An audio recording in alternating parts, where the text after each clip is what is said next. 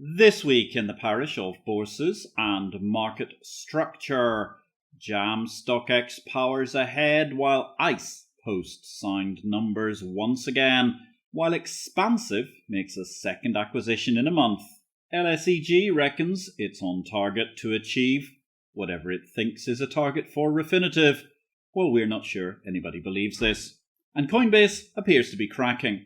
My name is Patrick L. Young. Welcome to the Bourse Business Weekly Digest. It's the Exchange Invest Weekly Podcast, episode 156.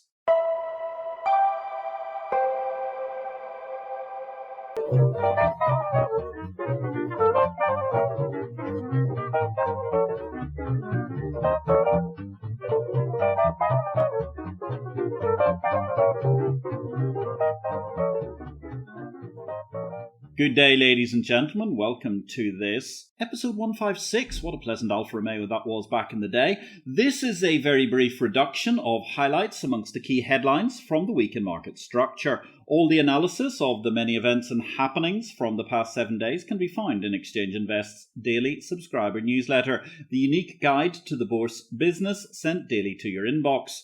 More details at exchangeinvest.com.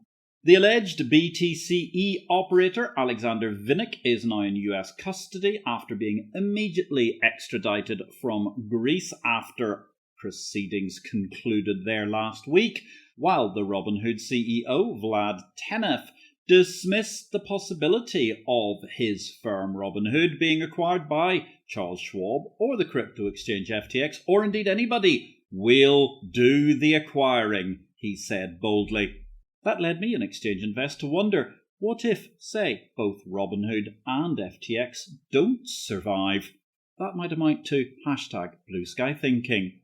One market that looks as if it's not going to survive is Predicted, the University of Wellington, New Zealand's prediction market. The CFTC, in an oblique judgment this week, their staff withdrew the no-action letter relating to the market, which had become a favourite for political prediction market betting.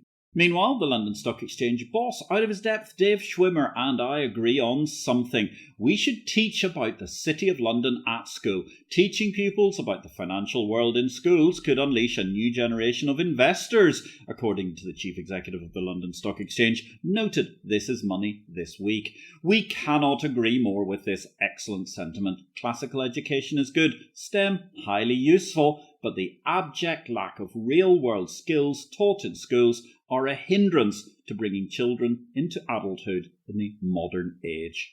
The Moscow Exchange, they delayed access this week for non-residents from what might be termed friendly countries to Russia, presumably fear of a mass onslaught of selling being the reason why they cannot yet access the market.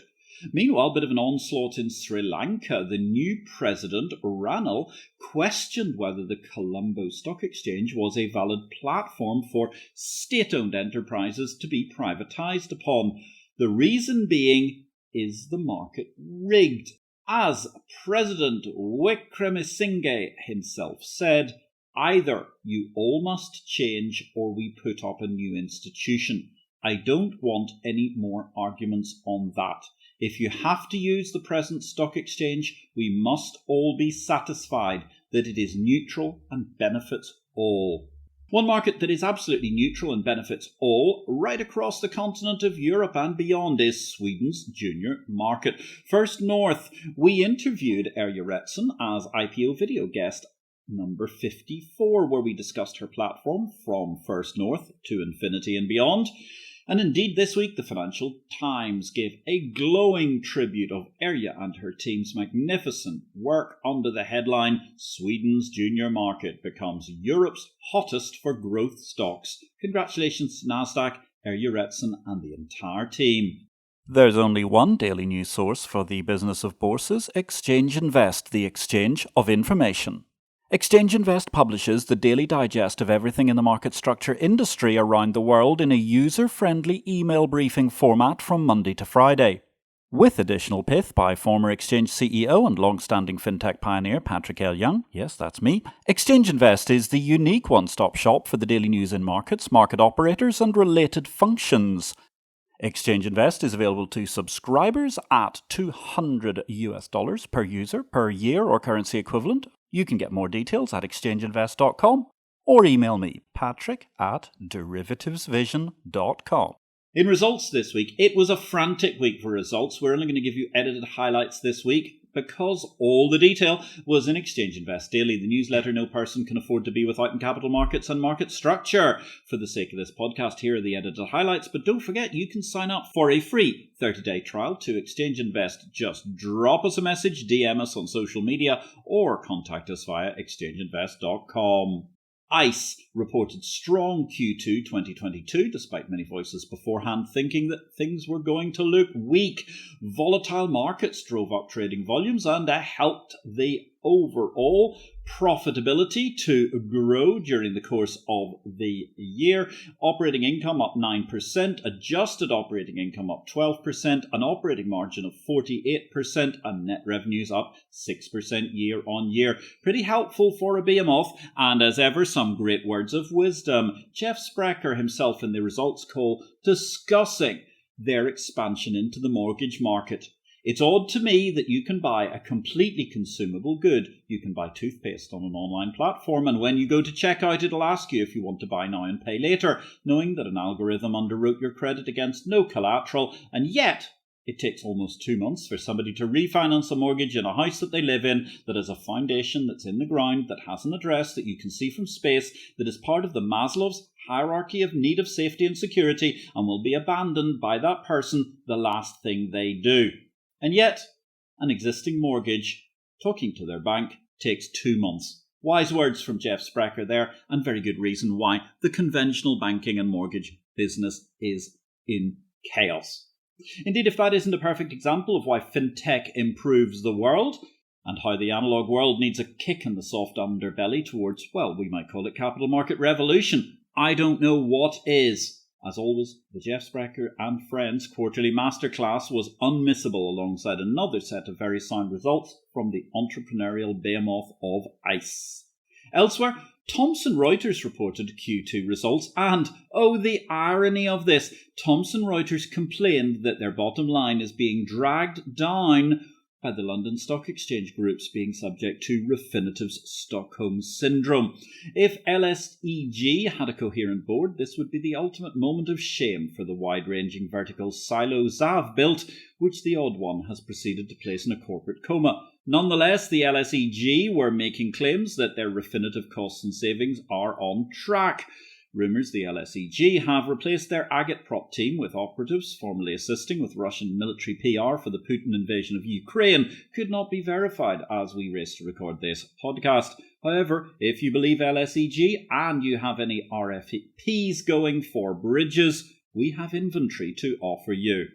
LSEG is also buying back stock. They've started already. It's a total purchase plan of £750 million of stock. And that leads us finally to Coinbase and the great disappointment of the week. A 63% drop in revenue amidst crypto winter biting home. A lot of bleating, frankly, from the analyst call there, and not a great deal that really gave us pause for confidence in the future of what might be Coinbase, despite their announcing that recent deal with BlackRock over the possibility of crypto-related funds. Thanks for listening to Exchange Invest Weekly. We welcome your feedback. You can contact me directly, patrick@derivativesvision.com, with any comments. Meanwhile, if you enjoyed this show, we would welcome you giving us a thumbs up, or if you have time, a positive review will always be welcome, wherever you find this podcast. New markets this week, ladies and gentlemen. It was a very busy week once again for new markets in the parish. All of the information was in Exchange Invest Daily, the newsletter no person can afford to be without in capital markets and market structure. Looking at the edited highlights, let's pick one this week. Memex, they're a sell-side, buy-side organised cabal who have a stock exchange platform of their own. They've gained SEC approval to trade options. Expect Memex options to launch in 2023, which will be one of a myriad of platforms in the very, very packed US equity options market business. Exchange Invest is the daily must-read by the most influential figures operating the world's best markets. We invite you to join the exclusive group of bourse bosses and other C-suite executives who make Exchange Invest the exchange of information, their daily business intelligence guide to markets the world over. Exchange Invest is available to subscribers at $200 per user per year or currency equivalent. You can get more details at exchangeinvest.com or email me, patrick@derivativesvision.com. Deals news this week. Let's pick a couple of highlights. Buying back their stock. I already mentioned the London Stock Exchange. Hellenic exchanges, they're also buying back their shares. And indeed, last week we saw Zagreb in Croatia buying back some of their stock.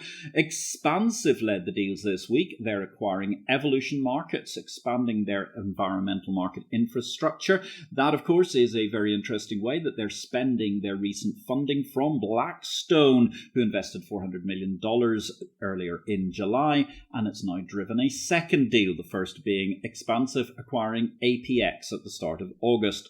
The Qatar Central Depository Company, they've amended the percentage of foreign ownership in Doha Bank. They've now become 100% of the capital. QCSD is owned by both the Qatar Central Bank and the Qatar Exchange, of course. Now, ladies and gentlemen, you may be struggling to get to grips with the world of fintech, financial markets et al. Daily, of course, in your inbox, there's the opportunity to read Exchange Invest. Just DM us or sign up via the exchangeinvest.com website for a free trial at your leisure. At the same time, you might want some longer reading. I would recommend Victory or Death, Blockchain, Cryptocurrency and the Fintech World, my latest book, an easy read understanding how the world of fintech has advanced. Well, coming up for 23 years after I wrote the first best-selling book of fintech, Capital Market Revolution, in 1999. Victory or Death is published by DV Books and is distributed by Ingram Worldwide. While you're waiting for your copy of Victory Death to arrive, don't forget you can still check out our live streams. We're on summer holidays at the moment, but we're running some judicious repeats in the Tuesday 6 p.m. London, 1 p.m. New York time slot. You can catch all our back episodes on IPO-VID by searching on YouTube. They're also available on Facebook and LinkedIn. And don't forget, we had our last live guest was Stephen Sears discussing developing your options. The co-founder of Options Solutions dropped many pithy and wonderful insights. I think one of the absolute gems was bad investors think of ways to make money, but good investors think of ways to not lose money. The next show's coming up in September, but catch the repeats every Tuesday. And of course, all the back archive of information is available. Check it out, for example, on YouTube by searching for IPO-VID. In Cryptoland this week, every US crypto exchange and Binance is being investigated by the SEC, according to a staffer in the office of Senator Loomis. That's particularly significant because the platform from which we learnt this nugget was Forbes, which is 20% owned by Binance, as they await, perhaps forlornly, a SPAC deal for the publishing platform. Nonetheless, when Forbes is announcing the fact that their semi-parent company Binance is under investigation, we have to take it seriously. Elsewhere, something that was rather difficult to take seriously this week was who actually owns WazirX. WazirX has been gripped by panic over the course of the past week, first of all because of problems with the crypto platform, second of all because it has long been thought to be owned by Binance, whereas in reality, Binance don't seem to own it. It's very difficult to understand what's going on here, but it seems to be another wacky tale in the history of Binance, which was never based in Malta, other than the base it apparently had in Malta, etc., and a multitude of other curious quirks to the Binance history. Even by Binance standards, the whole idea of whether or not they actually own a particular asset, which is a major exchange that they have in the past apparently been alleged to own, sounds curious. Coinbase were in the news, of course, with those dreadful results. At the same time, they had some good news. They inked with BlackRock, a crypto trading partnership targeting institutional clients, as I mentioned earlier. They were also asking the US Supreme Court to halt lawsuits connected to scams and Dogecoin, while their ex-employee was accused of insider trading. He's pleaded not guilty. Nonetheless, there's a lot of concern about that Ishan Wahi case. Many different legal analysts raising concerning questions about the SEC action against the former Coinbase employee. In product news this week, many US-listed Chinese firms may not actually meet the bar to be listed on the Hong Kong exchange. That could cause a major issue for those who've been left in audit limbo because of the disagreement between the Chinese and the US authorities. The CME, their group, has announced a Q4 2022 launch of European Overnight Index Futures. August the 29th, CME Group will be launching euro-denominated Bitcoin and Ether futures, while the JSE in Johannesburg are considering carbon credit trading. People who are already active in that field, of course, are ICE, the Intercontinental Exchange. They announced this week they're going to be hosting auctions of nature-based carbon removal credits for green trees.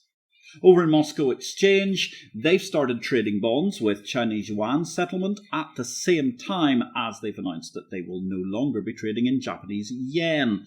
And central bank digital currency news of the week, Thailand's pilot CBDC could commence later this year, while Australia are exploring the case for a CBDC to be launched. Technology news this week, well, it was dominated once again by the aftermath of the ASX delaying the CHESS rollout for the 5th time.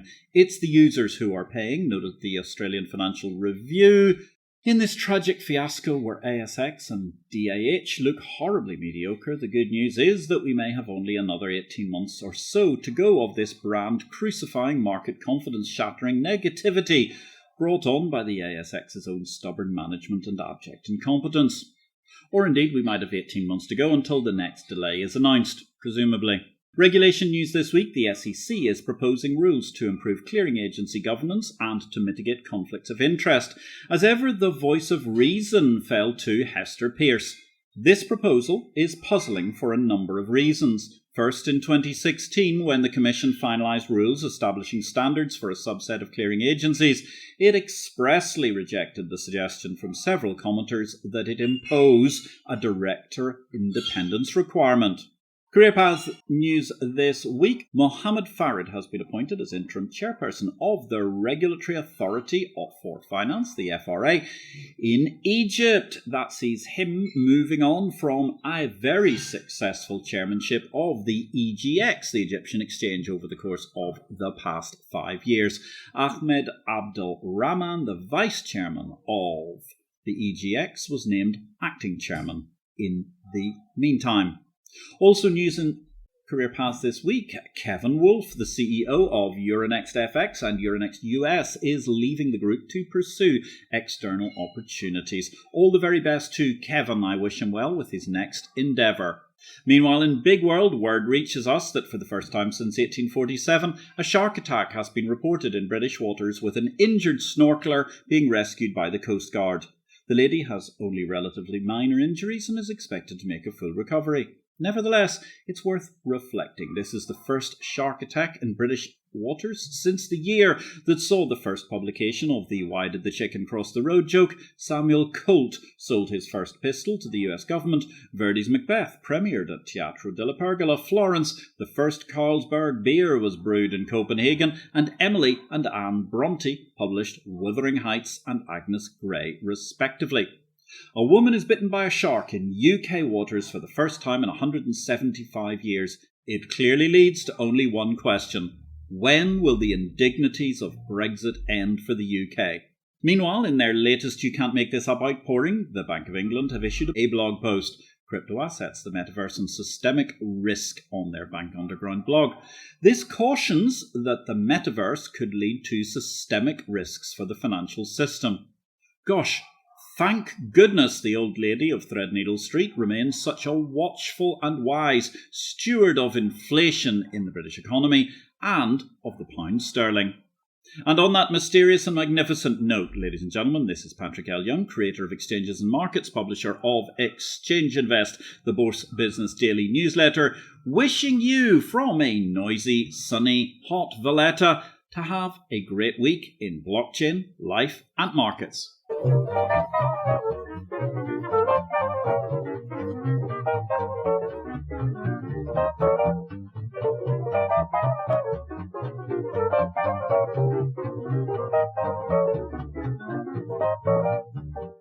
This show relates to the business of bourses. It is not to be construed as investment advice, nor are we making any investment recommendations. Please consult an investment advisor before you make any investments, and for goodness sake, do your due diligence and do not make investments without complying with the regulations in your home state. Exchange Invest cannot be held responsible for any investment decisions made as a result of our program, which is for entertainment purposes only. The material herein is copyright Patrick L. Young at the date of publication, while our music and sound effects are sourced from copyright-free sources. Thanks for listening to Exchange Invest Weekly, the exchange of information.